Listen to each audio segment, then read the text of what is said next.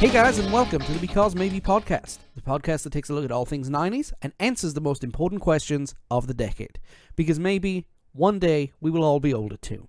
I'm your host, John Connolly. Thank you for whoever you are, wherever you are, for taking the time out of your day to listen to this podcast. This week we have a decent show for you. Actually, we have a great show for you. I don't know what I'm saying. We look at our final part in our look at Britpop, where we look at the peak and decline. We have some more information on the Movember drive, and we look at an incident that scarcely believed happened. If you guys are on social media, why not give us a like and a share? We are on Facebook, Twitter, Tumblr, Google+. We even have a YouTube channel, which I'm going to start uploading videos to in the next couple of days. I think I figured out what went wrong, so yay. But yeah, if you haven't liked and shared any of that, please do. It'll give us a little bit of a boost, reach more people, get more listens, and so on and so forth. You know, again, we are interested in growing. I am looking forward to each and every person's feedback, and I love hearing that people have listened to us. And the only way I can do that is to, increase our numbers. But yeah, if you are on social media and you have listened and you have not liked our pages, please do. It'll just give us an extra shot in the arm that we need to kind of move forward. If you guys have any ideas in which to support the podcast, we are also looking for some more help in terms of helping us with social media on Facebook. We're not looking to hire someone, but we're looking for somebody to just give us some pointers. So if you know how to run a Facebook page, please let us know. Give us an email, becausemaybe@gmail.com, just so we can have a look and throw out some ideas. Also, if you have a YouTube channel, again, I'm looking for some help to try not to get around their rules, but to make sure I don't run afoul of them again. Last week's podcast, man, we had a lot of feedback and a lot of people who were into it, and I want to thank Ned, who pretty much gave us a complete and utter shout out. And for the people who know Ned, he's kind of a big deal. To quote The Simpsons, he's kind of a big shot at the Cracker Factory. But no, he's a really good guy. He's an encyclopedia of music and pop culture. He used to run the old Oasis message board for all internet people back in the mid-90s, and similar ones for bands like Suede and so on. And for him to give us a shout out is very, very humbling, and I sincerely thank him for doing that. Also, we have the results of the social media question, and I am absolutely shocked by this. What was the best album of Britpop? With 45% of the vote, Oasis, What's the Story, Morning Glory. I'm surprised by that. I thought that it would be closer than it was, and for the longest time it was neck and neck between the Verve and Oasis. But seeing how little love Pulp and Blur got, and in fact, I know personally that one of the votes for Blur, and I know this guy got a message about it, one of the votes for Blur was supposed to go to Morning Glory. So Blur got a vote, Pulp got a vote, and Urban Hymns and Morning Glory kind of split the rest of them. According to the Because Maybe podcast, the winner of the best album of Britpop is What's the Story, Morning Glory. Color me shocked. I thought Different Class was, but there you go. Also, I've got a couple of house cleaning things. Remember a couple of weeks ago I corrected myself with the Tia Correa story? Well, last week on the podcast, Sarah said this. And we went to this awesome little resale shop, CD resale shop, because that's what we did back then, kids, called Fingertips in Long Beach. And she was almost right. I don't want to call people out wrong. You got to understand, it was many, many years ago that she walked into a very, very nondescript, great music place in Southern California. But according to Ned, there's only one thing minor, and the store's called Fingerprints. Now, there's a part of me that's giggling. If you've not seen the Animaniacs, go watch it right now. You'll understand what I mean. But yes, the store is called Fingerprints, not... I can't remember what you called it. You just listen to it, you know what I'm trying to say. Also, one thing Sarah also did say was Damon actually won the Britpop War, personally, and looked it over, and she is absolutely correct. Damon Albarn is the biggest selling artist to come out of the Britpop scene. His combined album sales between Blur, The Gorillaz, The Good, The Bad, and The Queen, and every other little side project that he's done totals over 68 million copies, whereas Noel Gallagher totals only 65 million copies. So, that's a huge big deal, and yeah, Damon Albarn is the champion of Britpop. Now, Blur weren't, but Damon is. So, that's where we're going. But enough of me rambling. I've rambled for a couple of minutes here. We have got a lot to talk about, and this is going to be our longest segment yet. I'm going to try and keep it short. That's one of the reasons why we've got no trivia again this week. But here we are with our final description of Britpop. Hey guys, quick disclaimer before we get started. I'd like to apologize. Some of the audio issues that we had last week have come back to haunt us this week. I had no time to recut the audio after I found out we had a bad cable, and now you can hear I'm sounding a lot better. Unfortunately, my portion of the audio is going to sound a little bit compressed and a little bit dull, but the conversation is still good, and I hope you enjoy listening to it, and hopefully, knock on glass, because I've got a glass table, hopefully we won't encounter these again. I just wanted to give you a heads up if you think, man, this audio sounds really, really bad. Did he listen to it? Or, yeah, I did listen to it. It doesn't sound great, but unfortunately it's the best I can do with the tools that I have. For all musicians and producers out there, always check your cables. No matter how good you think they are, they could turn to, well, crap like they have been. So I hope you enjoy our discussion about Britpop. I just wanted to get that out of the way. Cultural impact. So here we are, the final part of our agony-inducing long look at perhaps the greatest music scene to come out of Great Britain in the mid-90s, the only music scene to come out of Great Britain in the mid-90s. Yeah. I am joined once so again... much competition. Right. I am joined once again by the wonderful Sarah, who is here to keep me sane and to keep me in check, and to basically explain some things as we get later on in the episode, and I'm looking forward to being schooled. It's like a regular Thursday night. Oh, stop it, you. Hello. So, you doing okay, Sarah? You had a good week? I am fabulous. For the folks listening in, guys, I'm sorry. I'm still battling this darn cold. So, if I sound a little stuffy or if I'm a little airheaded, my apologies. And this week we also hope to have better sound than what we had last week. We did have one or two issues that, unfortunately, I couldn't avoid. All fixed. All fixed. Hopefully so. So you ready to dive into this? Let's do it. Okay, last week we left off... let me rephrase that. 2 weeks ago, I left off with the 1995 Brit Awards, which is where Blur mopped the floor with everybody, and they wanted to share their Great British Music Act with Oasis, and Oasis told them that they were a bunch of and they shouldn't have done that. Right. And now we kind of move forward a little bit, and we start heading towards one of the biggest rivalries in British music. What happened during that year is that both bands went back into the studio and started recording more and more new material. Oasis were recording What's the Story, Morning Glory, and Blur were recording The Great Escape. Yes. During that time, Oasis fired drummer Tony McCarroll because they didn't like him, or he wasn't good enough, right, or whatever reason you want to give, and they replaced him with Alan White. And his drumming enhanced the Oasis sound, at least for those first couple of albums, before it kind of got stale, and then they had started using drum machines to kind of direct him as to what they wanted him to play.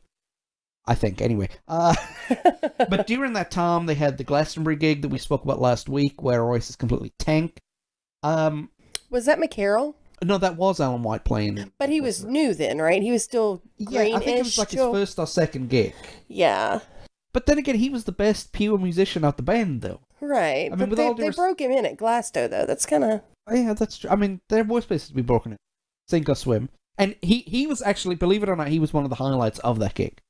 Okay. I mean, like I said, his drumming that you hear in the instrumental Swamp Song is... I know you don't like it, but that is the drums. The drums at Glastonbury is what you hear on the record.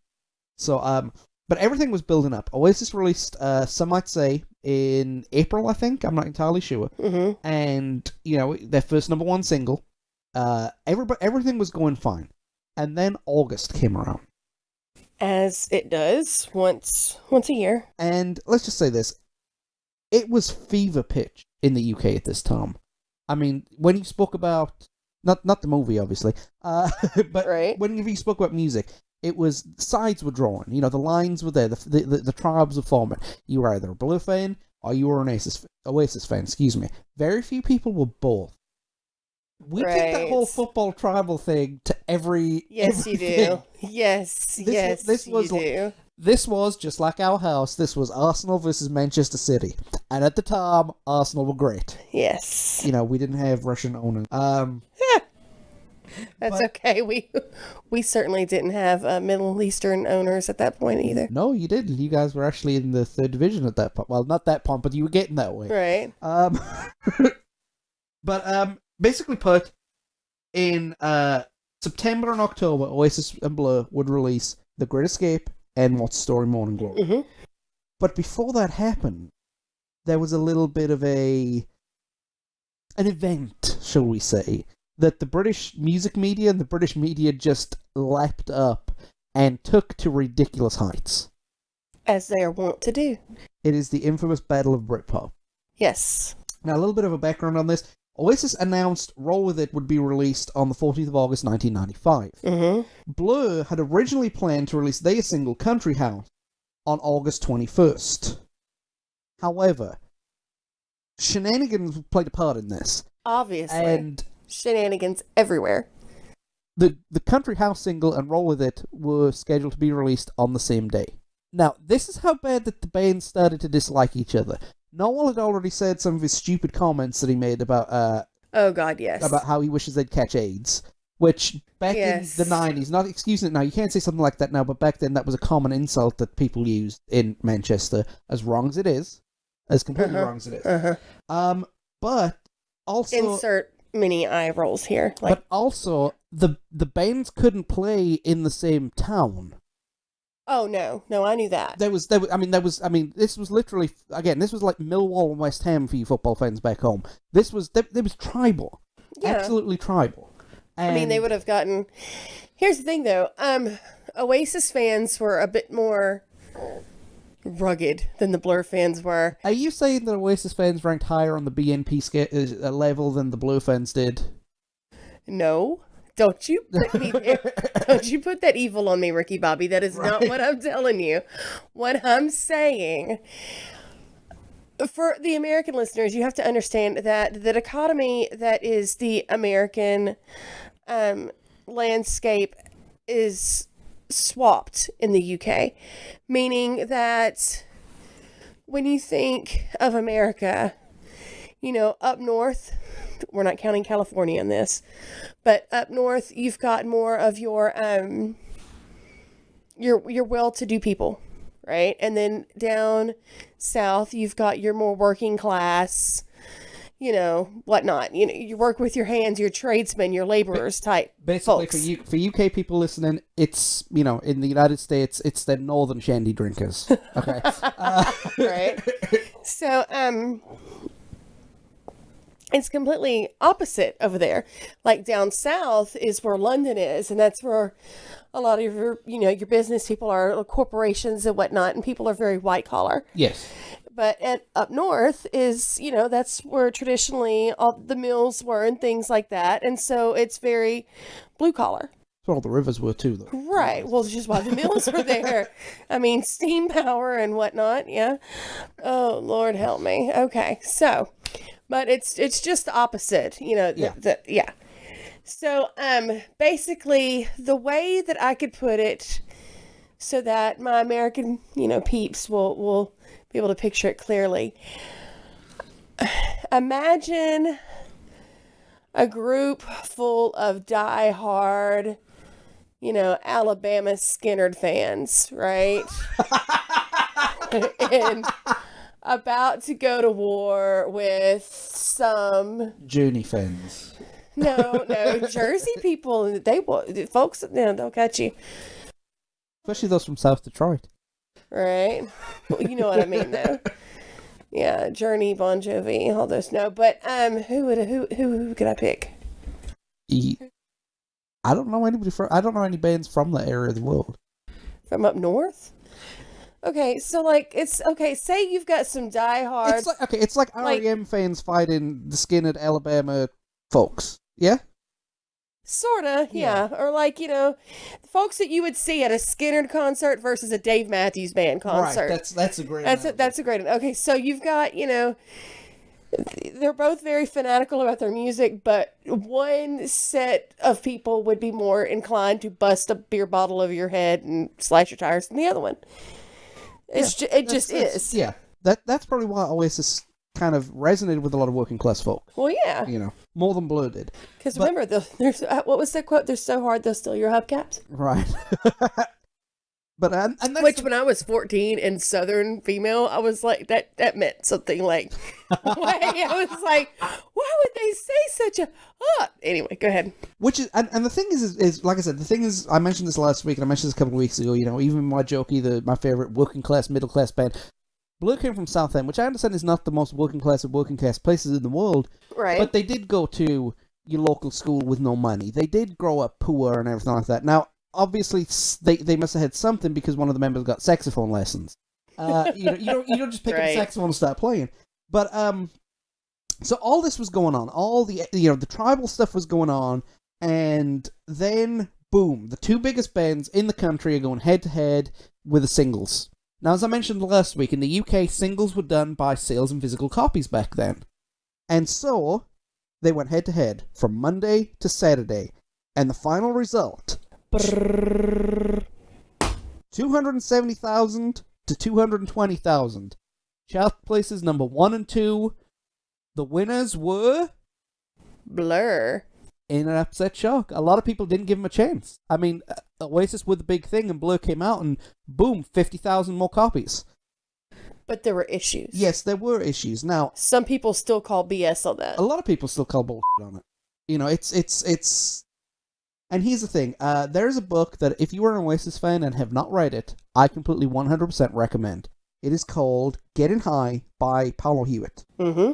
And in that book, because he was close to the band, he toured with the band, and he was, he wrote this really, really wonderful book, goes behind the scenes without being too creepy. Right. You know, it's a proper band biography, proper on-the-road thing, blah, blah, blah.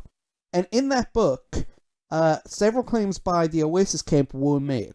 Yes.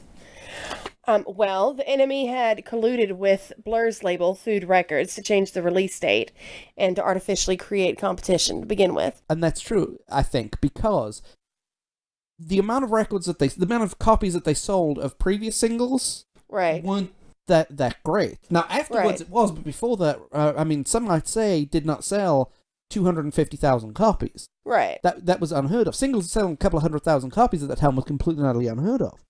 And also, you've got to realize that, I mentioned this last week, the NME and Blur were so far intertwined that... You couldn't tell where one began and the other one ended, right?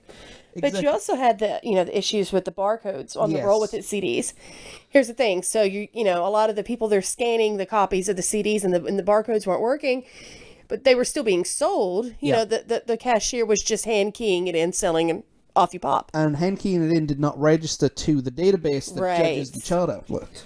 The Oasis camp also believes that the numbers of Blur's sales were artificially inflated because Blur released 2 different editions of Country House at the same time. Mm. Now, I'm a Travis fan. We'll get to Travis later on in this, but they used to do that all the time too. They'd release 2 versions of a CD, and they'd release 4 B-sides, with each CD having 3 tracks on it. So to get all 4 B-sides, you had to buy both copies. Right. So that's what Blur did. They released 4 B-sides, or 6 B-sides, I should say, because you were allowed 4 tracks on a CD back then. That's another story for another day. See, remember, the US, we weren't singles people, so... Okay, let's give you a quick lesson in singles in the UK. It used to be when you used to buy a tape or a record, you'd have an A-side and a B-side. Correct. With the advent of CDs, you had A-sides, and then you had additional tracks that they called B-sides. B-sides, well, yes. I don't know when in the 90s they made the rule, but the rule was you could have up to 4 tracks on an individual CD to call it a single. If not, then it would be an EP. Yes. Okay, and now I got you. All right. So Blur would release 6 B-sides for every track. Every single that they released had... So they would do 2 versions. Exactly. Travis used to do the same. Stereophonics used to... Oasis were quote-unquote pure in that regard, as they released 1 copy with 3 additional songs. Now, those additional songs could be original songs, they could be remixes, they could be live things, whatever it was. But B-sides are traditionally more of a, European or a British thing, because in a couple of weeks I'm going to be talking about Enema of the State by Blink-182. Not Britpop, I know.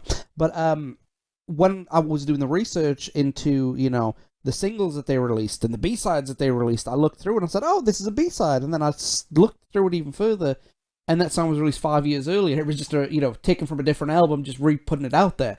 So there's no B-side culture in the US, which is a shame, really, because There is and there isn't. I mean, it's more bands than others. I mean, R.E.M. did do some B-sides. Right. But it really depends on the band.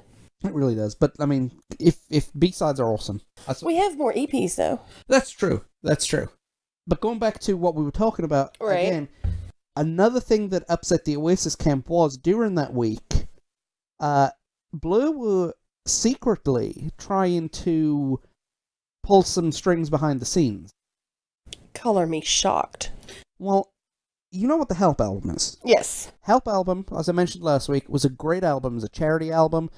Full of covers, original material, so on and so forth. And it was recorded on like a Monday, mixed on a Tuesday, released on a Wednesday, something like that, right? And it was for the War Child charity. Right.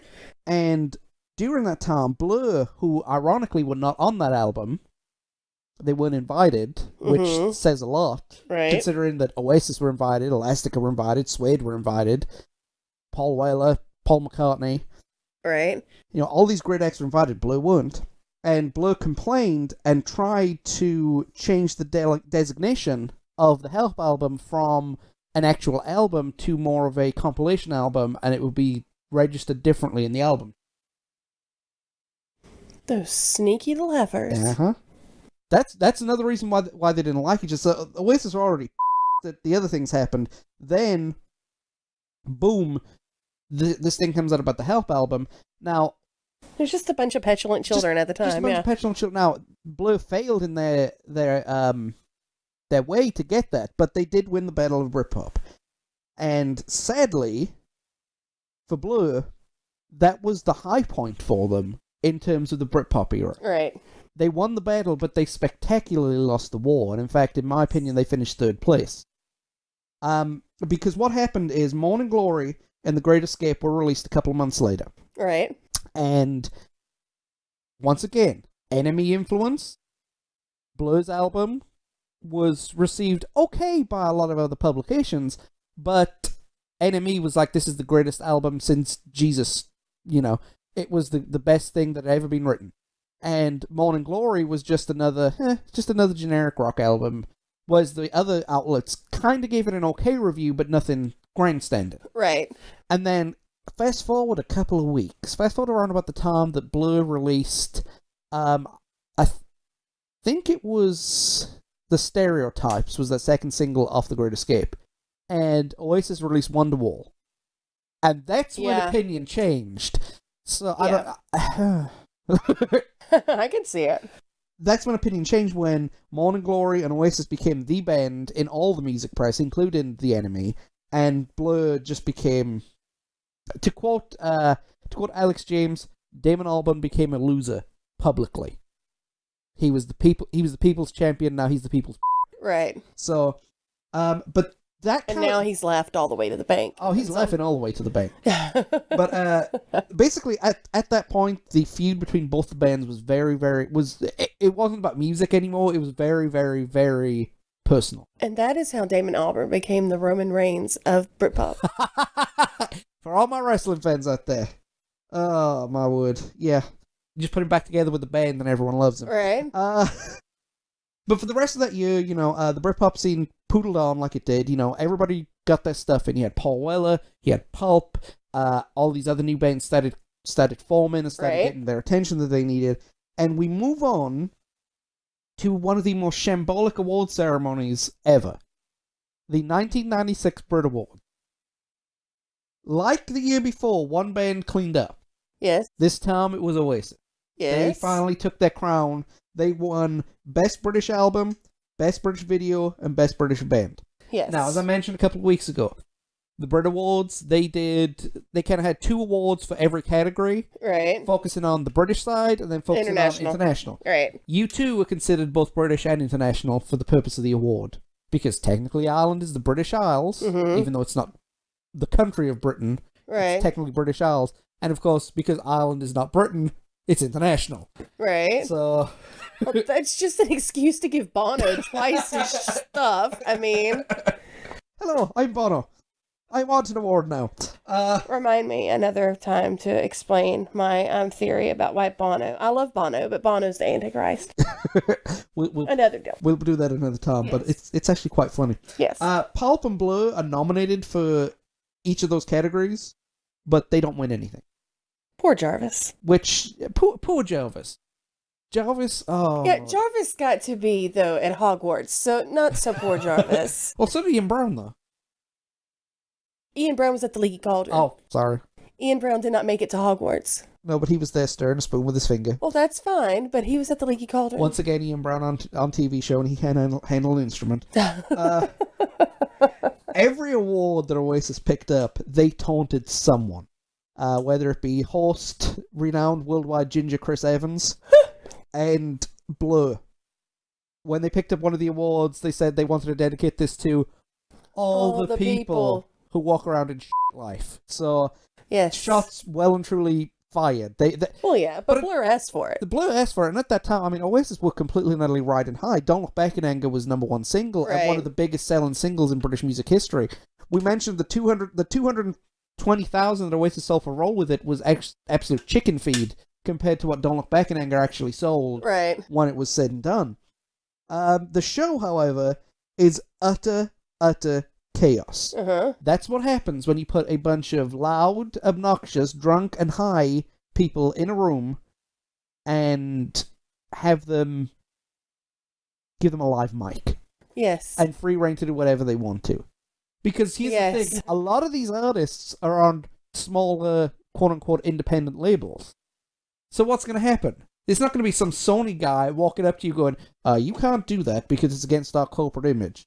Alan McGee was probably encouraging the guys to get up on stage and do controversy, you know? Also, what happened at the show, the most famous moment, was not Oasis picking up all these awards, was not Blur getting taunted out the building, was not Chris Evans mercilessly mocked for being ginger all night. Jarvis Cocker, the man. Okay, this is kind of weird, and to all my Michael Jackson fans who are listening to this, we're dealing with facts, we're not dealing with innuendo. I just want to make that clear. Okay, Michael Jackson had recently been cleared of pedophilia allegations. Let me rephrase that. He had recently settled out of court his pedophilia accusations. So it wasn't actually cleared. It never went to court. It never went to court. He actually he See, that's just and there's people in the news today, like former show hosts on political channels that today have had issue, not with pedophilia, but paying off people. And, you know, I have proof that I didn't do it. Well, if you have proof that you didn't do something, why'd you pay it off? Then just show the proof and be done. I mean, be vindicated. You know, come at me, bro. Yeah. But, you know, whichever. That's neither here nor there. So Michael Jackson was performing Earth Song, and he had a gaggle of children around him. And he was kind of dressed like a Christ-like figure. Yes, the video to this is in the blog from last week. Which Noel Gallagher said, and I quote, "Who the does he think he is, me?" Well, Jarvis decided that he'd had enough. He's not having this. He walked up on stage. Yes. Remember I mentioned last week he's the ultimate hipster with the tweed suits? Yes. So he lifted up the tails of his tweed suit. Of course he did. Bent right over and wiggled his straight in Michael Jackson's face. Yes, well, sort of. Towards the camera, Michael Jackson was floating in air at this point above the people. You watch the video. Yeah, Michael Jackson considered it like the height of disrespect, but Jarvis's point was we don't need some foreign type coming over here who's just been cleared of pedophilia charges or just gotten away from pedophilia charges. Dancing on the stage with children. On live TV, treated like some kind of hero. Right. And that's what he did. I mean, the event also had future Prime Minister and pain in Tony Blair in attendance. Yes. So think about this. All the drugs, all the champagne, and then you have the future Prime Minister of Great Britain. It's a recipe for a memorable evening. Let's just put it this way. Let me ask you this. And we've got to remember the time period right here. Okay? Because Tony Blair was, and I quote, a hip young leader at the time. Whether you like him now or not, he was this young charismatic. I don't have a problem with Tony. A lot of people in Britain do because of the Iraq debacle. Gotcha. And it was the same way with Mr. Clinton in the early 90s. So let me put it to you this way. Imagine 1991. Mm-hmm. The Grammys, drugs, alcohol, chaos environment, and there's Bill sitting with Hillary in the corner going, I could do this. You know, just... Okay, yeah. Yeah. So, I mean, like I said, it was absolute chaos. But it did start leading to British pop culture being taken seriously around the rest of the world. It wasn't just music, it was everything. Right. I mean, it morphed into... I mentioned it a couple of weeks ago, the best way I can describe it is when Google became Alphabet and then Google again, right?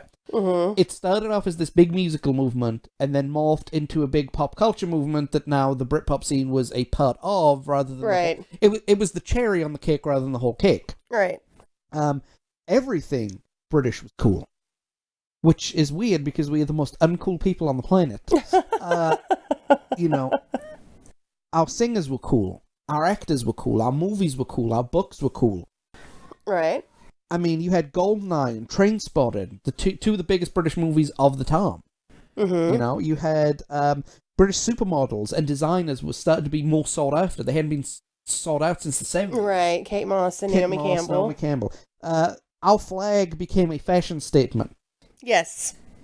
Which is absolutely weird, you know, because there's a lot of people in the United Kingdom and around the world that consider the Union Jack a symbol of oppression. It was now one of the heights of fashion, you know. Novelists were being treated very, very respectfully. Now, I know people say, well, British people are supposed to be the most sophisticated people in the world, but our novelists weren't taken seriously at that time. Right. And, you know, but then you had people like Irvin Welsh, Nick Hornby. Right. They were kind of, for lack of a better term, leading the charge. Right. And, you know, more gritty, down-to-earth, first-person, you know, just more realistic stuff that people latched onto. It also led to, like I mentioned, Tony Blair was in the audience, and he was seen as a cool, hip young leader, and after 20 years of, you know, 20 years of the Tories, and of John Major, and of Thatcher, and this kind of needle in the working class, you had this young, bright, energetic, charismatic, left-wing, lefty politician who swept to power. Well, yeah, but look at it this way, though. This is what... From an outsider looking in, and feel free to correct me, because, again, I'm an outsider looking in at this point. You know, look at who won the Battle of Britpop. Yeah. Okay? So, your working class is feeling vindicated as hell at the moment, right? And everything is awesome. And, you know, hoo-yah. You know what I mean? So they go in and they sweep British people, their band choices at the time were just as important as their football choices. I can see that. You know what I mean? It did seem like a lot of the guys in the bands walked off the building site straight into the pub, put a guitar on and started singing. Right. Yeah. Right. And everybody could identify very strongly with the band that they chose at the time. True. You know, just on a personal level. You know what I mean? So, you know, to have been a working class person at the time, it must have seemed, you know, like, hell yeah. You know what I mean? Like, the Tories are out, Labor's coming in. True. You know, my band's on top. My team might not be, but that's okay. We got another day. Especially if your team was City. Woo. Well, if you were Manchester United or Arsenal around about that time, your team was in. Yeah. Not anymore. Well, especially for Arsenal. Wenger out. But that's weird, though, because here's the thing. A lot of the working class Britain in the UK at that time, and you can even look today, I guess, I mentioned earlier, I joked about it, but they rank very, very high on the UKIP scale. You know, on... Right, but at the time, UKIP wasn't as prevalent as it is today. And at the time, they knew what Thatcher had done to them. True. So you run the opposite direction. The enemy of my enemy is my friend, as you say. Right. I mean, this is the thing. For those folks who don't understand, Wales had, I think it was 24 seats in Parliament at the time. Now, I could be wrong. Somebody correct me. I know somebody will.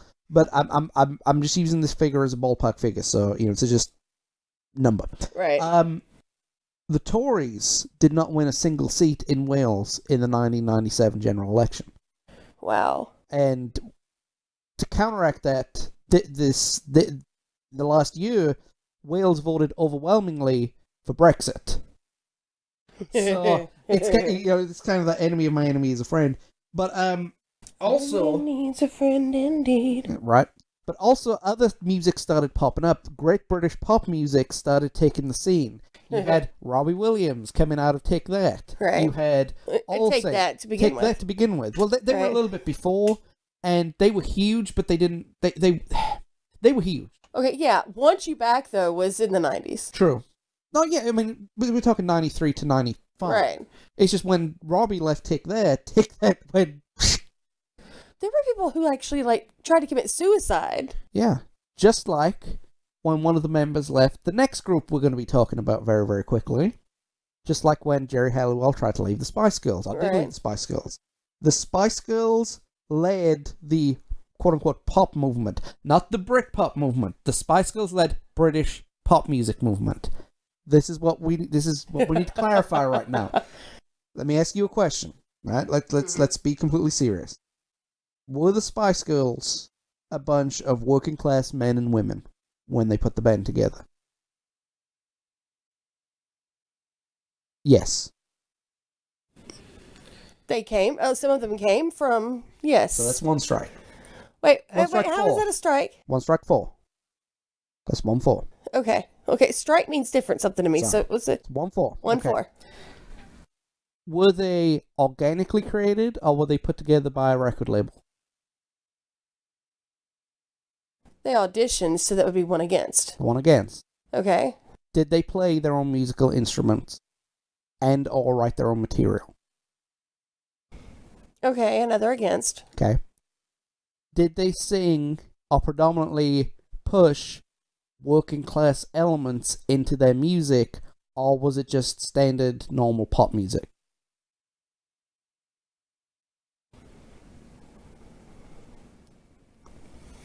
I mean, it was girl stuff. I mean, it was... Right. But Britpop wasn't all boy stuff. Even though the majority of the writers and the singers were men, It wasn't all male stuff. Now, Round Our Way, obviously, it's 25-a-side before it's dark. Very few of my female friends play 25-a-side football. Okay, I'll give you another... Okay. Against. 3-1. Uh-huh. The Spice Girls, scientifically proven on this podcast, were not Britpop. However, don't take away their influence on British popular music at the time. Okay, here's the thing. Here's where you need to chill out and have a seat. Have several seats. Take a bench. I'm having a Coke and a smile. Uh-huh, yeah. Okay. Are they the technical British guitar rock? Britpop? No, they are not. You're correct on that. However, to the rest of the world, again, perception is reality. They were pop music and they were British. Ergo, Britpop. Now, is that right? Is that technically right? Am I going to get, hate tweets? Possibly. But at the end of the day, they were British and they were pop. So to some people in the world, perception being reality, they were Britpop. I'm not going to give you a Twitter handle out. Don't worry. You're not going to get hit tweets. But here's why I disagree in the sense that if this movement had been called any other name and the Spice Girls were referred to as Britpop, then yeah, you'd have all day, every day. But it's like the comparison I made a couple of weeks ago. TLC were getting big in the UK around about the same time as Nirvana. Right. They weren't grunge. They were just an American act getting popular worldwide at the same time, even though the big movement coming out of America was grunge. Okay, but so no, you can't use that as a thing. If this movement was called dead rock, which was a term that was used to describe Britpop artists, if it was described as dead rock, and then the Spice Girls, All Saints, etc. were called Britpop, then yeah, I'd agree with you. It's the terminology that was used to define the genre started to be loosely thrown to every single British popular act at the same time, whereas the actual... Right, because the abbreviation is British popular, True. ergo Britpop. Right. I mean, But it had- TLC couldn't be considered called grunge, but if it was, M-pop, then technically you could outside. And that's fine, but like I said, I'm not saying you're wrong. I'm just telling you why people will disagree with you. No, I know, and and that's why we do this podcast. We're going to educate people on correctities. Right. But I adore my Spice Girls. The Spice Girls were, I think, one of the more important. I mean, you have to enjoy your camp. Yeah. I mean, do I take them absolutely seriously? Do I take them absolutely no? But they're a fun group to bounce around, listen to, and hey, crank it up while you're driving down the road. Hey, 11-year-old me liked the Spice Girls. Did you know? Yeah, but a lot of 11-year-old folks like them. And you could obviously guess why. There were five young ladies. I was a young man just discovering stuff. But I mean, what I mean by I like the Spices, I mean I didn't run around, I wouldn't turn them off if they came on the radio. Right. Like I started getting snobby a few years after that and would have done it. Oh, you are such. I am such a musical he snob. is, guys. I don't care. Is. Oh. I'm proud of my musical snobbery. Keeps the musical juices pure. So let's go back to to everyone. And I mentioned in the first episode that the peak of the baggy movement, the shoegazer movement, the whatever, was the Spike Island gig. Right. And let's just say that this gig was 10 times that. Okay. The media dubbed it 250,000 Oasis fans can't be wrong. Right. And what that meant is that they played 2 sold-out gigs at Knebworth Park. Yes. Knebworth Park was one of it's the biggest music venue in the United Kingdom. Strange enough, doesn't do too many gigs. I mean, it's not used every single tour for every single year. It's one of those. You mentioned Roman Reigns earlier. For my pro wrestling fans, it's like getting a steel cage out to end the rivalry. You can only play at Knebworth Park if you are that big, if you were that huge. And, I mean, it was huge. 2.5 million people applied for tickets. 1/30 of the British population applied for tickets to go to a concert. Right. One of 2 concerts.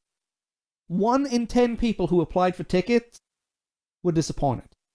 So let me rephrase that. 9 out of 10 people who applied for tickets were disappointed. Oh. That's huge. Bless. That's huge. Right. That's absolutely huge. That is huge. The event was seen as kind of the party of Britpop, for lack of a better term. Right. On night 1, you had a combination. I mean, the support acts even were kind of showing how 90s music was evolving in the UK on mentalities. Right. Because you still had the tribal of which bands you like and which bands you didn't like. Right. But as I'm a musical snob, as I've been pointed out, people who are musical snobs like one genre of music. Or maybe, 1 or 2 genres of music in a bubble. Right? Mm-hmm. Well, this you had Ocean Colour Scene, which were a Britpop act. Manic Street Preachers, who were not a Britpop act, who were a more hard rock punk act at the time. Right. You had the Bootleg Beatles. Cover band for some inconsequential band from Liverpool in the 60s. Yeah. Then you had the Chemical Brothers and the Prodigy. Now, was this post? No, this was before Noel did the Chemical Brothers song, wasn't it? It was D-Run. Okay. In fact, the Chemical Brothers toured with Oasis throughout the Morning Glory tour. Okay. Which, again, Oasis is this rock band, Chemical Brothers, you stand up on stage and there's 2 guys on a platform with DJ equipment. Right. You couldn't do that now. You wouldn't see that. You wouldn't necessarily see that now. Yeah, but Noel's always loved that stuff. True. I mean, the Hacienda in Manchester. That's the place where folks will get eat up. Oh, right. Yeah, but I mean, he met his current wife in Belize, right? Yeah, I think so. Yeah, on the dance floor. So it's that whole. But I mean, it was a huge celebration. Right. That was night 1, and night 2 you had Cast, Dread Zone, Cooler Shaker, once again the Manic Street Preachers, and the Charlatans playing. So yes. It was this huge event. Different styles of music. It wasn't genre based. It was just at that time there was good music and there was bad music. Right. And And now I have Tatfa stuck in my head. Thank you. Well, we'll play. I'll play it for you later. Okay. But ironically, they were the biggest concerts in UK history, and that record held for 7 years until some fat dancer from Take That played a third night at Knebworth Park at the height of his popularity, which we'll get to here in a minute. But I mean, the Knebworth Park gigs, like the Spike Island gigs, if you've listened to them through bootleg, they're not great.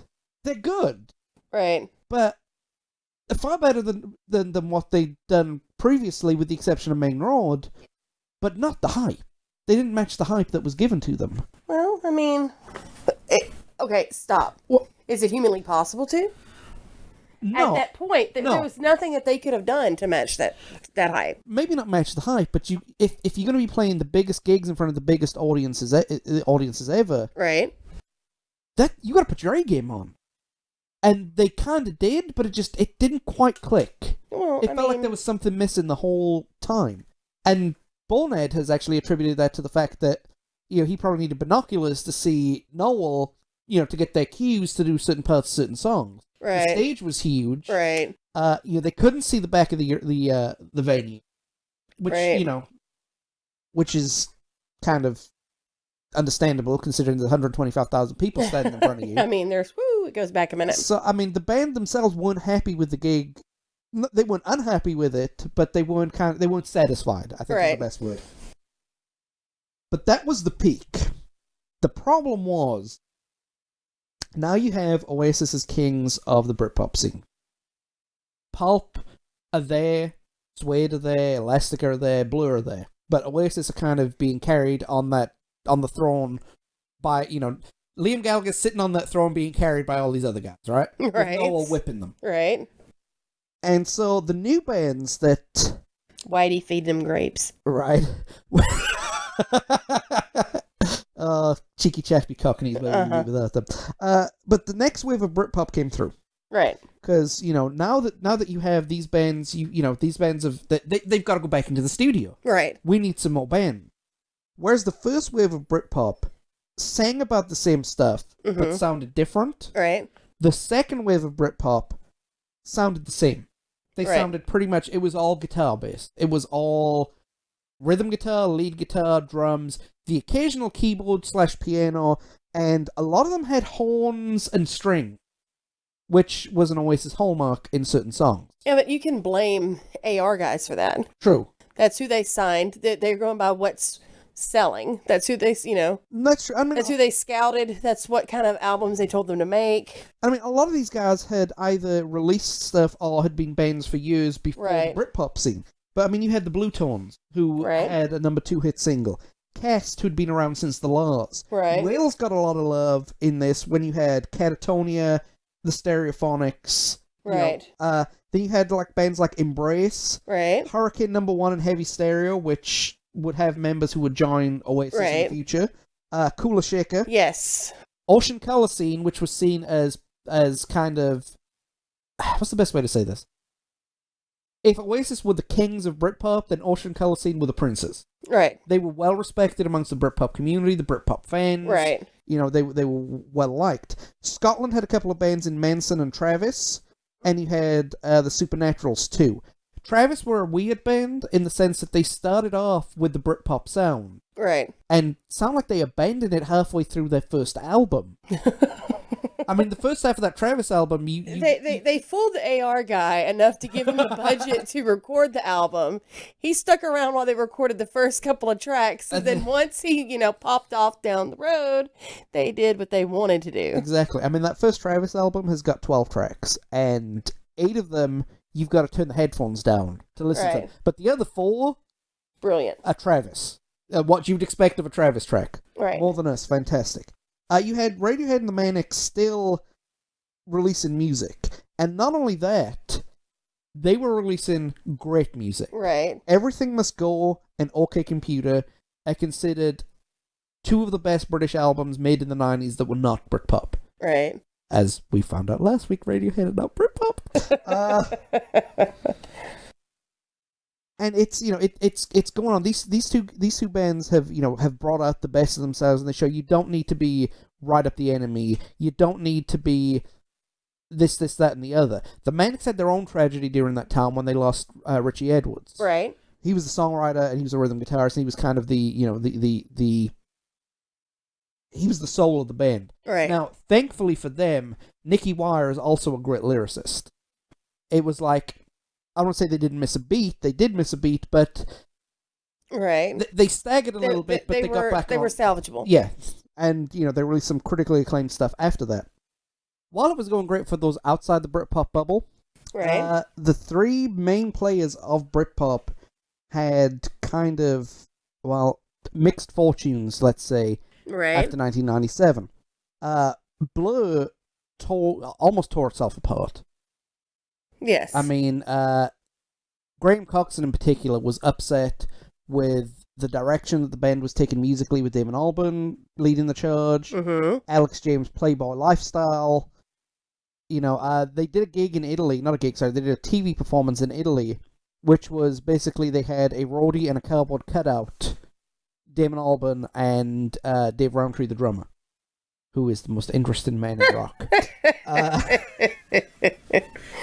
Good guy. Oh, goodness. I'm sure. So what happened is that Graham Coxon wrote a letter to Damon Albarn. Right. Not sent a text, not sent a DM or an email. He actually hand wrote a letter, put a stamp on it. Because that's how we did it back in the day. That's how we rolled. And, basically said, look, I'm going to burn your record collection.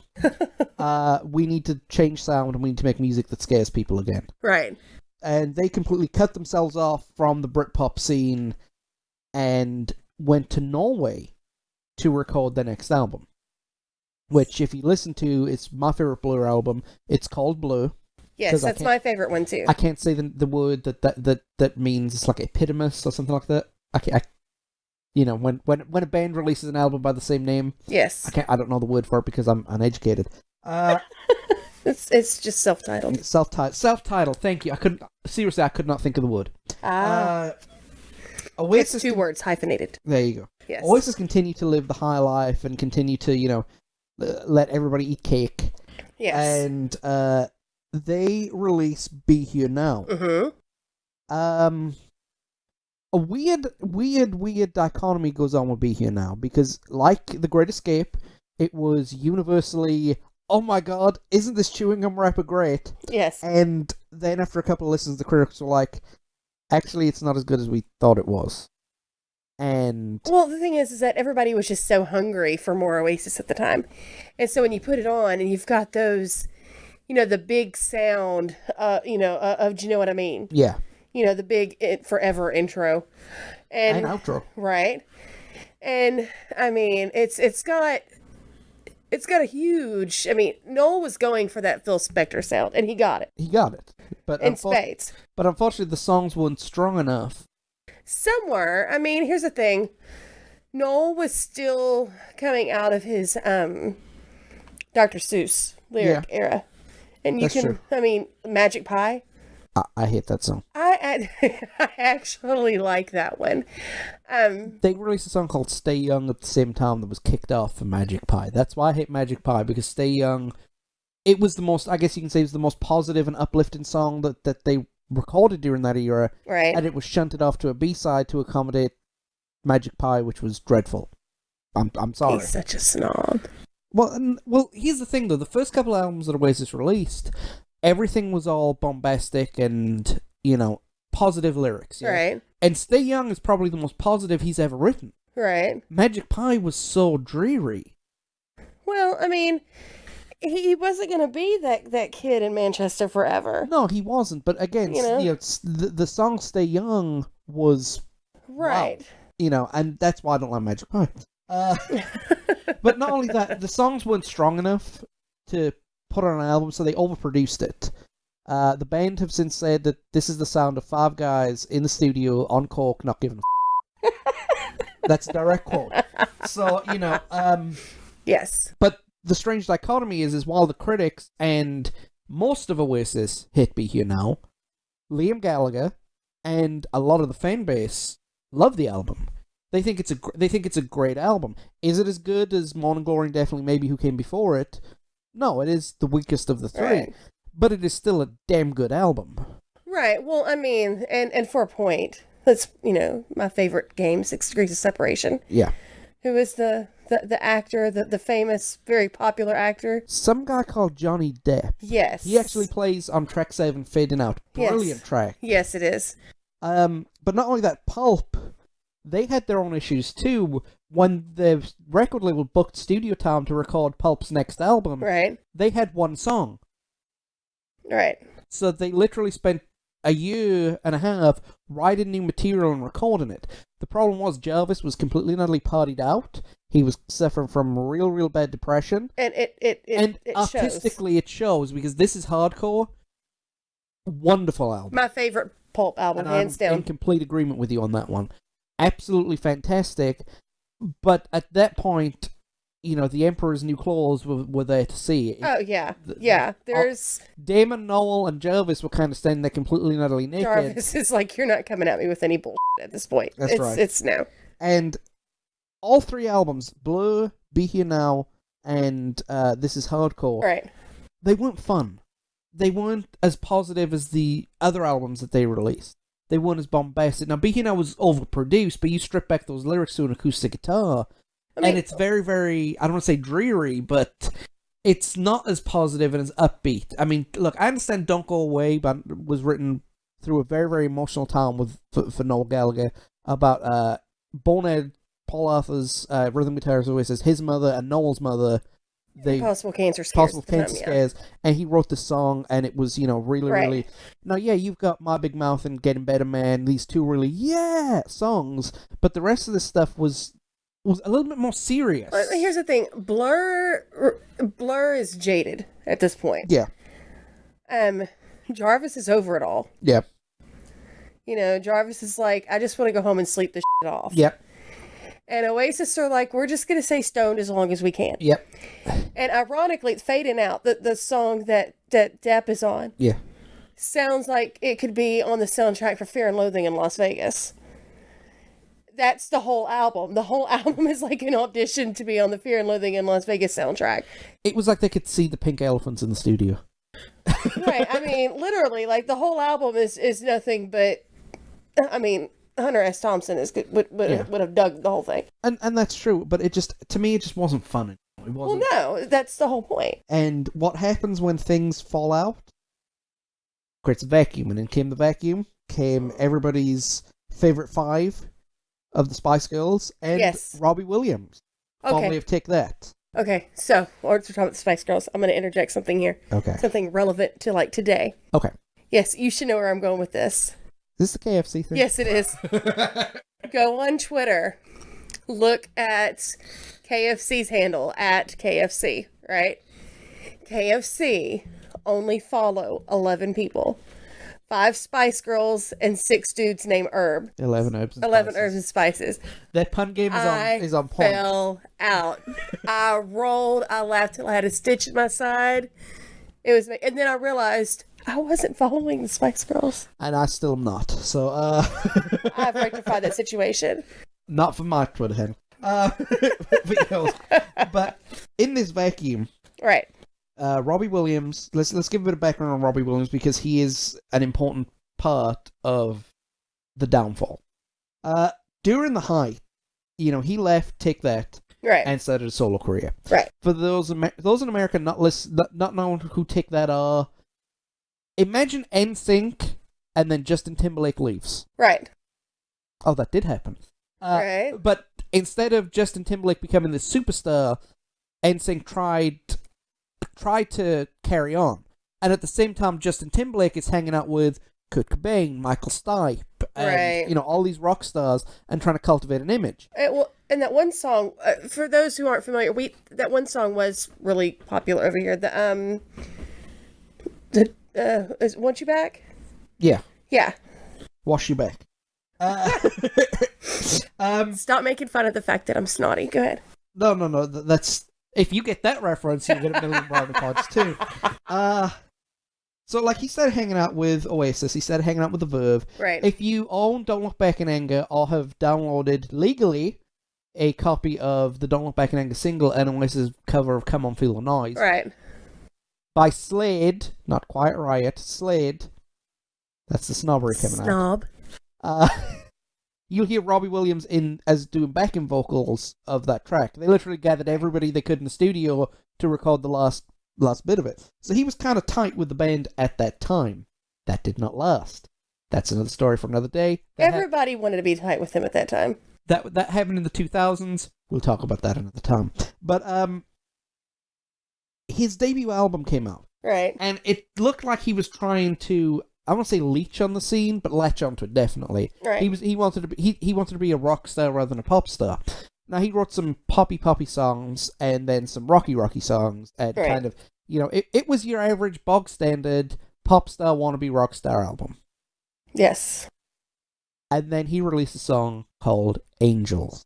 It charted here too. You'll know it when you hear it. You'll know it when you hear it. In fact, we'll probably link the video on the social media sites. It was a piano-based anthem with guitar solos, personal lyrics, yes, epic chorus, strings. Yes. The bands of Britpop, Jarvis Cocker, Noel Gallagher, kind of collectively, kind of like when they heard the phrase, I hate myself and I want to die, everybody collectively said, we got to write better positive stuff. As soon as they heard Angels for the first time on the radio, they said, we're done. That's it. It's over. If pop acts are making these kind of songs, manufactured pop acts are making these kind of songs as good as we are, it's over. It's done. And the music press kind of picked up very, very quickly on the fact that maybe we've got something with this guy here, and we can use this guy to our advantage. Because remember, a lot of these Britpop acts, they weren't sycophants to the Enemy, to Q Magazine, to Melody Maker or whatever. Heck, when they came over to the US and did Rolling Stone magazine, usually they do 10-hour photo shoots, and the British band's like, you've got 2 hours and then we're leaving. Right. So it was very, very like that. But with a guy like Robbie Williams, and I guess the Spice Girls, there were people who they could manipulate back. Well, they had been trained. Yeah. I mean, they had been, We get them back into, we now dictate what you like, as opposed to the other way around. And like I said, a lot of people believed that Angels was the official death of Britpop. Now, that was 98, and the movement kind of sped along to 2001, but that was definitely, that's the cliff. That's where everybody starts falling off the cliff. Do you agree with that? I can see it, yeah. I mean, and, this is going to ruin my snobbery street cred, but I actually like Angels. I think it's a really, really good song. It's a well put together song. And Robbie, whether anybody likes him personally or not, he was quite talented. I mean, this is the thing. I show respect to any musician, right, who can play instruments and write their own material. Right. This is going to shock you, including my snobbery. I have respect for Justin Bieber. Yes. He's a drummer. Yes. A guitarist. Yes. A pianist. And he writes his own songs. Yeah, the douchebaggery is high. Whether you like his music or not, you love his attitude or not. He writes his own stuff. He does all that things. If I don't respect him, that's hypocritical of me. Right. No, I don't like his attitude, and I don't like the music he puts out. Right. Same thing with Meghan Trainor. Yeah. But as far as a musician goes, right, he has respect for me. Right. Now I don't like him. He's a little who deserves to get whooped, but that's another time for another day. I don't know if I should cut that or not. You really don't like him if you called him a Well, there you go. There you go. I'm in Britpop mode. He's right. You're going to have to bleep so much ish. I know. So much what? Ish. Oh, okay. See, I self-correct. Yeah. So you don't have to bleep me. I'm an audio producer. I can bleep as much as I want. I can bleep stuff and make people think that we're swearing. Well, bleepity bleep bleep. Yeah. That's why R2-D2 is the most vulgar man in movies. After Be Here Now, This Is Hardcore and Blur were kind of met with the reaction from the music press. Right. And the Spice Girls and Robbie Williams took over. What happened was the UK music scene started to get a little bit more mellow. It was led by what they called post-Britpop, which was more melodic acoustic guitar, softer rock. Right. Led by the likes of Travis. Uh-huh. Then you had Embrace and the Stereophonics kind of morphing into more Stereophonics stuff. are awesome. I love the Stereophonics. Didn't used to. I'll be completely honest. I did not like the Stereophonics. because I took some of the lyrics out of context. And then Right. once I found the context, I realized, oh, they're actually better than I gave them credit for. Right. And I'm a converted fan. But the biggest to this day post Britpop act, Coldplay. Yes. Coldplay. Now, but Chris and them were friends with Noel and stuff. Yeah, I mean, this is. We talked about respect earlier. Right. This is why I don't understand the dislike of Coldplay. Right. Because, I'm a big fan of Travis. And it is overexposure. Coldplay and Nickelback. Now, like, you mention those two things musically, and people jump on you like, man, they're awful. They're basic. Let's not jump around. They're the pumpkin spice lattes of rock. They're the, there's a band named the Eagles of Death Metal. Yes. Right? And that's named after a joke because, I can't remember the guy's name. Who's Josh Homme? Mm-hmm. He was listening to some death metal bands. They were, his friends were right making him listen to death metal bands, and they put this one act on, and he goes, man, this sounds kind of dull compared to the rest of them. He said, yeah, well, these guys are kind of like, I don't know, the Eagles of death metal. Right. Well, it's kind of that, it's that basic, what they're going to do, very middle of the road kind of stuff. And Coldplay originally weren't like that. No. They morphed into that after the success of Travis. Well, also when Chris Martin married Gwyneth Paltrow. But they were already starting to get hated before they even did it. I mean, that 2001 album, 2002 album, it had some really, really good moments in it, but it was already starting to be rejected. I will say this, though. I mean, the best thing musically that happened with, before they were together and then had their conscious uncoupling, whatever, and they split up. Yeah. Musically, the best thing to come out of that relationship was Fix You. Yeah. I adore that song. I mean, I hate the fact that her dad had to die for her to write it, but still. True. It was brilliant, yeah. And look, like I said, I'm not going to hate on Coldplay. I'm not going to hate on Travis. When you name your kid after one of your songs, not name us. No, yeah, he named. Not write a song for your kid. He wrote a song called Moses and named his kid Moses. After. It was a B-side, y'all. B-side. That's why he gets my respect. It's a B-side. Right. But all joking aside, it's unwarranted hate just because they're overexposed. They are a hipster band. He named his child after a B-side. Yeah. How much more hipster do you need to be? You have to appear in a Harry Potter movie with half members of your band and half members of Radiohead. Okay, no, sorry. Okay. But Jarvis could be a hipster, though. Yeah, and I mean, like Chris Martin himself said that he's a poor man's Fran Healy. Yes. And, Fran Healy is a fantastic... Fran Healy is freaking amazing. He is my spirit animal. The Main Street Preachers start releasing more material, and they get more poppy, while more obscure with their political statements, I guess you can say. And then it just all fell apart. It imploded very, very quickly between 1998 and 2000. Right. And, Blur released 13, which was basically the breakup to Justine Frischman later.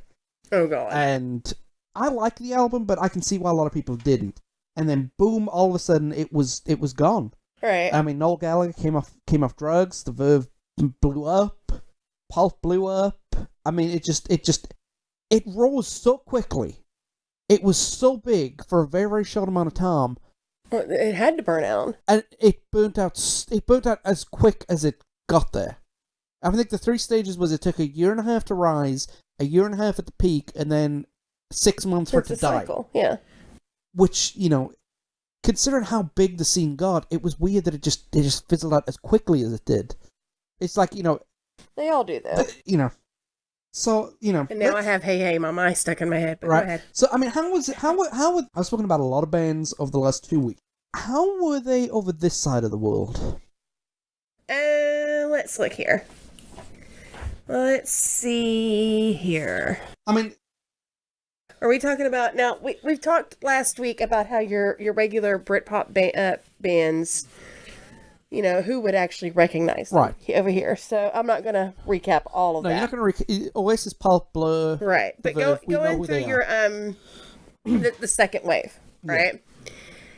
Most people here, unless you were just, in the know, or, happen to hang out in the world music section of your local music store. You might know Kula Shaker. Okay. You might know Ocean Color Scene. You might know the Blue Tones. Maybe. You could know Travis-ish. Okay. Maybe. Stereophonics. If you heard a song, you might recognize it. Okay. That's, yeah. And what about some people from the first wave, like your Casts and your Super Furry Animals and your Suedes and your Elasticas? I mean, okay, keep in mind, I'm not speaking for all of the U.S. No, and we just want to be very, very clear about that. I can say regionally, unless you were in the know, this wasn't getting played on radio. Yeah, that's the you know what I mean? Yeah. So unless you were...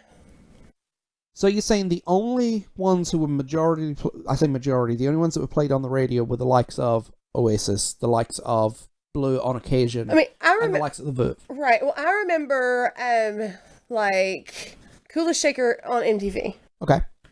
Corner Shop. You're not going to count them as Britpop, are you? No, I actually do count them as Britpop. Okay. And I feel embarrassed right now that I did not put them in my list. I actually saw them when they opened up for Oasis in 98. And I've actually seen Corner Shop play live too. Yes. Back in 2002, I think it was. Yeah, but that was... I mean, I saw them during the thing. Oh, okay. What was funny about the Corner Shop gig was that they headlined the Free Cardiff Music Festival. Right. And they played for like an hour and a half. Right. And everybody was getting irritated because they were waiting to hear one song, and they closed the set with it. That was a good gig though, because that was a good gig though because I got to see Alabama 3. Right. If you don't know who Alabama 3 are, think the Sopranos theme music. Yes. Strangely enough, more than 3 of them not from Alabama. Yes. This is 5 Scousers. Yeah, over here, allegedly. I can tell you right now, Suede, regionally, it's iffy, if you've heard of them. Well, the thing is, though, and I said this off microphone the other day, I'm not a big Suede fan. The best thing Suede brought to the music world was Elastica. And I will say that over and over and over again. I'm not a big Suede fan, but they brought Elastica, and I like Elastica. Okay, so... Suede, Pulp, we've already spoken about that. The Verve, we've already hit that one. Elastica. See, you say Suede brought Elastica. Like, I had not heard of Elastica until I found out that the chick in Elastica and Damon had dated. Well, see, that's another... So, I mean, it's just, it's all sort of... And that's the weird thing, too, is because Elastica did have a minor success over in the United States before... Britpop took off, kind of like in late 93, early 94. Right. And again, they would have fallen under the, I might recognize the song on the radio, but I have no idea who the hell it is. I got you. Right? So, Cast, Yeah. Charlatans, saying Blue Tones, maybe. Oasis and Blur, obviously. Yeah, I mean... So was British music invasion, because that's kind of what it was kind of dubbed over here, wasn't it? It's because of the new invasion. Ironically, like the biggest band for us, and that would fit your guitar, bass, writes their own stuff thing. The biggest British band for us at the time, y'all didn't even recognize at all. No. And that's Bush. Yeah, I didn't even realize they were British. And so, and this is back when Bush was, that's when she would have been Mrs. Gavin Rossdale instead of him being Mr. Gwen Stefani. Yeah. I mean, Bush were huge over here. But over there, y'all had no clue who the hell they were. Crickets. But they did it opposite. I mean, they came over here to break it over here instead of trying to go, Instead of trying to break through the world, they started off in the hardest place to break it, and then once you cracked America as a British band, cracking the rest of the world's easy. I mean, the thing about it is that had Bush been centered in the UK, would they be considered? I mean, Glycerine. I mean, look at anything on 16 Stone. Yeah. Would that? That's a good question. Tell us your thoughts on the social media page, because that's going to be the question this week. That's a great or question. did they fit into that weird Radiohead thing? I mean, now they, do they sometimes some people here classify them as grunge. Yeah, 16 Stone is very grungish, but the subsequent albums. Yeah, I mean, yeah, that's a great point. I think that you know what, that's going to be our social media question this week, guys. Would our Bush? You're gonna have to phrase the question. I'm sorry, because my train of thought. Would you consider Bush Britpop if they were based in the UK when they broke out? Well, let's look at the legacy before we wrap this up, because we have been talking a while. One thing that I do have to say about Britpop, right? While while a lot of it did not crack America, as much as it was hyped in the UK that it cracked America. Oasis sold 67 million albums worldwide. Right. Noel got a couple of Rolls Royces, yeah. Noel got a couple of Rolls Royces. Liam got him a couple of, bus tickets. I don't know. But my point is, child support payment. 67 million records. Right. Without really cracking America. Right. That's phenomenal. Well, yeah, but can you imagine huge in Asia though? Can you imagine a band like U2, for example? Right. You take their American sales out of the way, and they're around that kind of 60 to 70 million. Right. You take away, so is 60 to 70 million records without cracking America a big deal, or is it just, well, you didn't quite make it? Oasis kind of cracked America. They knocked on the door, got a little crack in, but then you fixed the window. Right. They didn't bust through. Well, I mean, we have, for you guys found the Gallagher arrogance charming and endearing. You guys did. You've done one straight away. I mean, here's the thing. I know I'm not trying to turn this into an Oasis loving, but I mean, you don't hear of too many bands who don't crack a certain country, but yet still play at the biggest venues while they're on tour. Right. When Oasis released Don't Believe the Truth, right, it didn't crack the top 50, right. I believe. Now, I could be wrong. Someone correct me if I am. But they sold at Madison Square Garden. Yeah. I mean, to me, that just blew my mind. It's an underground thing. Oh, as much as having enough of an underground to sell out Madison Square Garden could be. I mean, they didn't get enough radio play. I mean, Bon Jovi couldn't do that. Bon Jovi couldn't sell no records in the UK, then sell 20,000 tickets to O2. I thought for a second there, I thought you were about to say that Bon Jovi couldn't sell Madison Square Garden. No, I was please, people in New Jersey, don't come burn down my house. No. Bon Jovi are great as long as they're not doing direct TV commercials that are trashing their legacy. But anyway, going back to what I was about to say. Yes. The legacy of Britpop, however, is this. It inspired a generation of young British musicians. Right. Myself included. Right. I was inspired to pick up the guitar because of stuff like this. The major players of the Britpop scene still record and release music. Right. As of recording, both Gallagher brothers have released new material. Yeah. In the last couple of weeks. And the Gorillaz released a new album. Now, the Gorillaz are Damon Albarn's pet project. Yes, the reason The reason I bring up the Gorillaz is because hell froze over in 2014. Yes. Paul Weller kind of smacked their heads together, but Noel Gallagher and Damon Albarn are now friends and collaborators. But their daughters are friends, though. That's true. Yeah. And, that's probably how it all set, but it was weird. Because kids tend to be the missing link on that. Because True. They don't care. They don't care. Their dads, to them, their dads are uncool. Their dads. It's like, look, no, fix it. Yeah. Because, I mean, Noel performed on the Gorillaz album, the most recent one. Noel and Damon actually performed with Paul Weller singing a blues song. That's the weird part, too. Noel is actually singing Damon's music, not the other way around.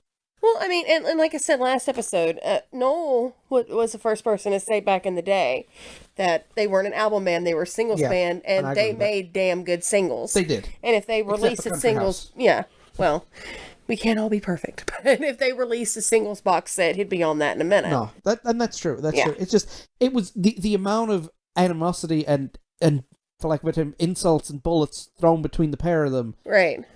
Not only are they friends, but they collaborated musically together. Well, I mean, the thing about it is, though, is that everybody's like, okay, well, if Noel and Damon can, patch things up. Will Noel and Liam ever be able to? No. No. No, they won't play. Oasis will never be back musically. I'm betting my house on that right now. So before we wrap everything up, the big players, the major players, the biggest bands of the era. We're just going to run through them real quick. Suede. They carried on making music, but they broke up in 2003 after poor album sales and infighting.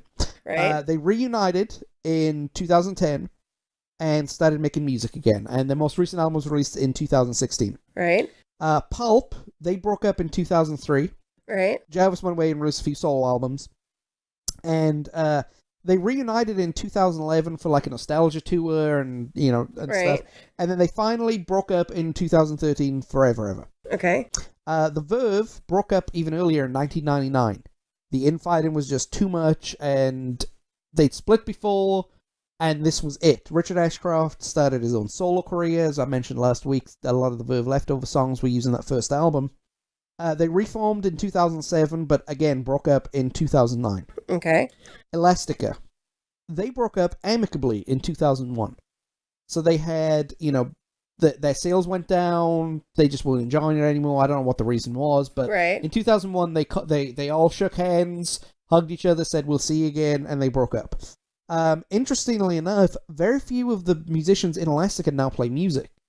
Justin Frischman is now an artist and lives in San Francisco. Okay. So that's weird. Cast broke up in 2001. John Power started his own solo career, but reformed the band in 2010, and there were whispers of a Lars reunion too. Charlatans, they're still making music, they're still touring. They haven't had really any significant ups or downs, with the exception of John Brooks passing away from pancreatic cancer, who's their drummer. Very, very sad day for them. The Blue Tones, their career mirrored Britpop, in the sense that they were really hot for the first couple of albums, and when the bottom fell out, it fell out. Right. They kind of slowed down and split in 2011, but then they kind of reunited in 2015. And I don't want to say nostalgia act, right? But they are playing a lot of these gigs where, it's the Blue Tones, Ocean Colour Scene, and Shed 7 replaying the 90s, And if I could get a ticket... Those tours, yeah. If you guys want to come to Shreveport, Louisiana, I'll pay you to come over here myself. I want to see you three. I've seen the Blue Tones live, Yes. Twice. Oasis, they actually pulled themselves up. Now, despite Sarah being the only person on the planet who likes standing on the shoulder of giants, I am not the only person in the world. Okay, Sarah being one of the 5 people on the planet. Oh, shut you. I'm one of the 10 people who bought it. No, but they kind of from 2000 to 2003, Oasis music was low. I mean, Standing on the Shoulder of Giants and Heathen Chemistry were not that good. They were weak in a lot of areas. They had some great individual moments, but on a whole, it wasn't to be. That was until 2005 they kind of re-hit their stride again. Please note that John's opinions do not represent the opinions of the entire... No, they don't, but at the same time, this is narrative. For the record, this is not opinion, this is narrative. This is the popular narrative. Now, I could give my own opinions, I could be here all day, but this is just narrative. They kind of re-hit their form in 2005 in terms of, their sound, their albums, and the critical acclaim, and they kept making music until 2009. Right. Where a big old fight in the dressing room between the Gallagher brothers. I'm shocked that the Gallagher brothers were fighting before a concert. What happened then is that Liam would form BDI, which was basically Oasis minus Noel, and they would split in 2014, where Liam would start doing his own solo stuff. Right. Noel would start his own solo career called Noel Gallagher's High Flying Birds, and his albums have kind of evolved more from the traditional dead rock sound to more and more experimental, and his new album sounds psychedelia, and so far, I'm not impressed. I'm not unimpressed either, it's different. Liam's album, however, I am very unimpressed, and I don't care what people say, it's bad. Blur, however, Blur lost the war, but they're the ones that have come up with the most respect, as you mentioned last week. They took a hiatus in 2004, after they released music without Graham Coxon. Right. Which, you couldn't have Oasis without both Gallagher brothers, you couldn't have Blur without Damon Albarn and Graham Coxon. It's like having U2 without Bono or The Edge. Right. You had to have them both. You just can't do it. Right? So they kind of, they went their separate ways, and they kind of returned to tour in 2008 on and off as a full band. Right. They released a brand new album in 2015. In between all of this, Graham Coxon released some solo albums, just for fun, I guess, toured, and Damon Albarn founded the Gorillaz. And the Gorillaz are a worldwide smash, worldwide audience, The music itself is now looked on in the same way as our parents look at the 70s. and I laugh at that, but when you think about it, when we were growing up and when this was going on, all of our parents were talking about these bands from the 70s, these bands from the 70s. Well, now we're talking about these bands from the 90s, it's the same deal, but it's looked upon fondly, and the reason why is because after you take all the hype away, after you take all the critics away, and the movement away, and the baggies, and the hats, and the sunglasses, and you're just now left with the music. And when you listen back to it, the music sounds good. Yes. But it was definitely the defining sound for any young Brit of that generation. Definitely. Everyone wanted to be a rock star. Well, there you go. There you have it. So, Sarah, thank you for spending the last long time. Oh my word, this is going to be the longest episode ever. And I'm not kidding. This is the thing. I'm not going to cut out any I'm going to cut out, the mistakes that we made in the outtakes. I've coughed and sneezed. He's going to have to, that way I don't blow out your eardrums. But this is probably going to be a good solid hour and 15-minute conversation. But all of it's relevant. It's been a long journey. Yes. It's taken 3 episodes. But we finally, mercifully, we are over talking about Britpop. So, we have 2 social media questions this week. The first one, Sarah iterated, was about Bush, which is... If Bush were to have come out of the UK itself, meaning if they would have recorded their first album and promoted themselves as a British act in Britain, if 16 Stone would have been promoted in Britain, would Bush be considered Britpop? And the second question is more of a nostalgia question. There's no right answer. There is no wrong answer. What was your favorite band, album, and why of the Britpop era? Just a little nostalgia piece. There's no tribal. If you guys get on the social media sites and stop being tribal about it, I will shut you down. Because that's not what we're here. We're here for some good memory. We're here for some fun. And who did we not mention? Who were some fringe acts? I say fringe. They were in the outskirts of Britpop. Well, you mentioned Corner Shop. Corner Shop, Portishead, Placebo. I wouldn't consider those Britpop, though. I'd consider Portishead more on the Radiohead scouts. Right, I'm saying, that's why I said fringe. Okay. I mean, We mentioned Prodigy. We mentioned Chemical Brothers. Yes. Again, like I said, just who... Fatboy Slim. Yeah. We didn't mention him. We didn't mention some of the acts that came afterwards, like Ash and Feeder, who were not popular during the movement, but as soon as the movement died off, they had a surge in popularity, but they were always good. That make sense? Right. So anyone that you can think of, too, write in and let John know. And you guys probably will not hear from me to this extent until after the first of the year. Yep, after the first of the year. Maybe, maybe not. But we will be debuting a new segment at some point before the end of the year. Sarah's going to have her own commentary section. Yes. Because I have opinions. And if you know me, I have many opinions. And they're all worth listening to.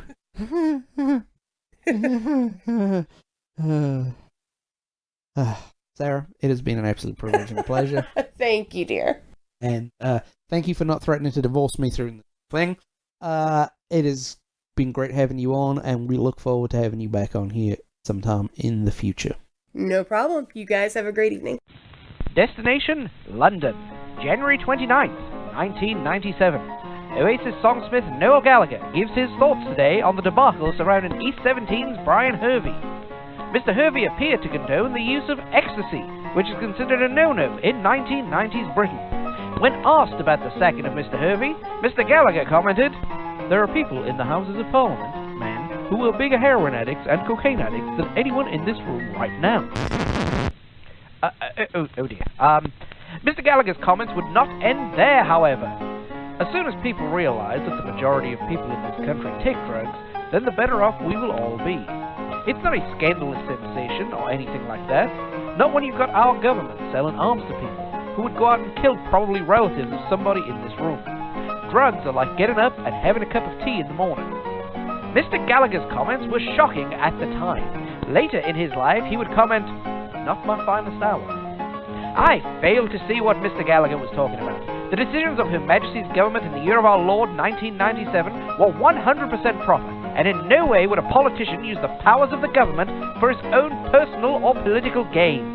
How dare you accuse the Tory government of that, sir? However, there was some good from Mr. Gallagher's comments. Poor and working-class drug use was highlighted by the media for the first time in this magnitude.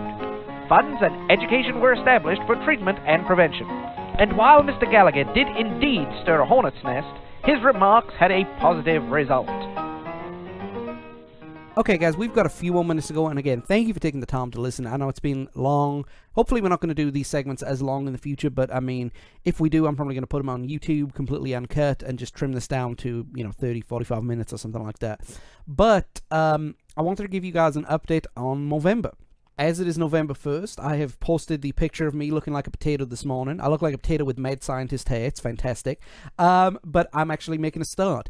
In the description is a link to the Movember fundraiser page. We are aiming to raise $100. I myself am pledging $25, and I want you guys to chip in as much as you can to help us reach that goal. Again, last week I mentioned why it's important to me, and I've got a blog post explaining why it's important to me too. It's a really, really good cause. If you guys want to help, donate. If you were capable of growing a mustache, join in. It'll be a lot of fun. If you have a spare couple of bucks in your pocket, put it towards the cause. That's what we need. We need cold hard cash, and that's what I'm looking forward to.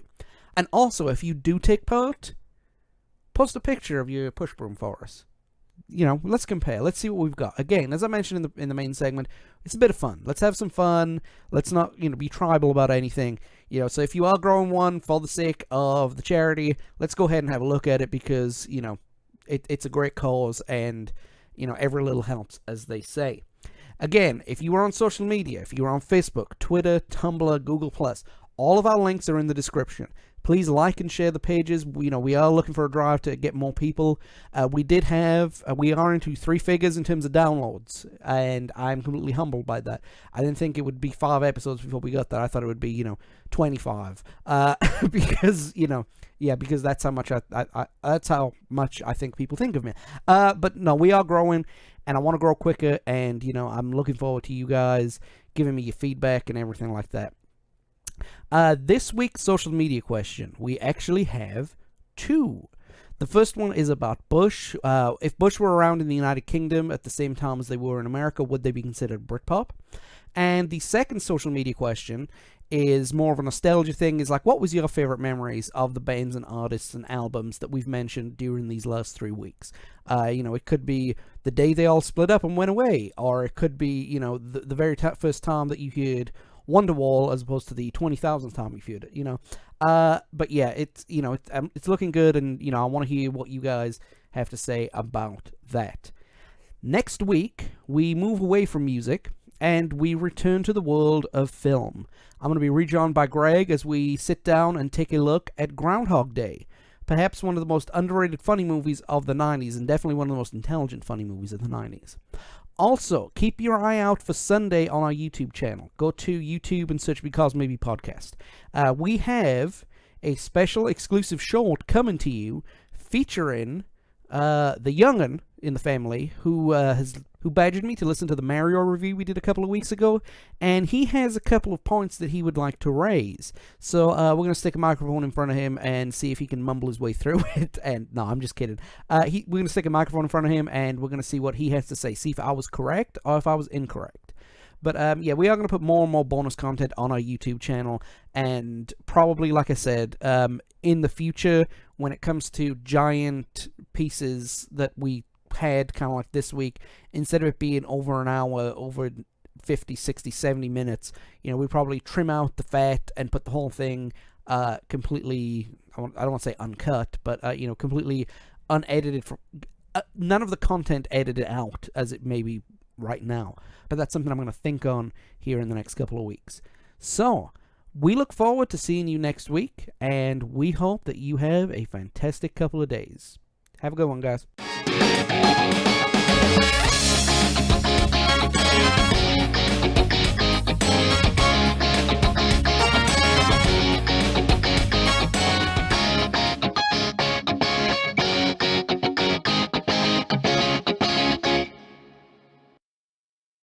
Um,